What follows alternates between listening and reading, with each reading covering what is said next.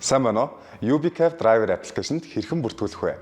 Та UBCAF Driver application-д бүртгүүлэхдээ application-ыг Play Store-оос татаж оруулаад бүртгүүлэх болон нэвтрэх гэсэн хоёр хэсгийн бүртгүүлэхээр дарж орно.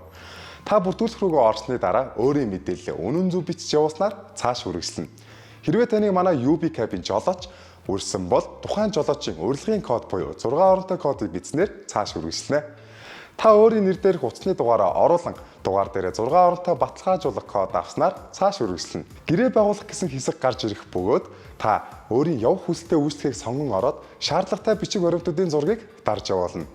Үүнд иргэний үнэмлэх, жолооны үнэмлэх, цээд зураг, тээврийн хэрэгслийн гэрчлэгээ хэрвээ шаардлагатай бол мэрэгсэн жолооны үнэмлэхний зургийг дарж оруулна.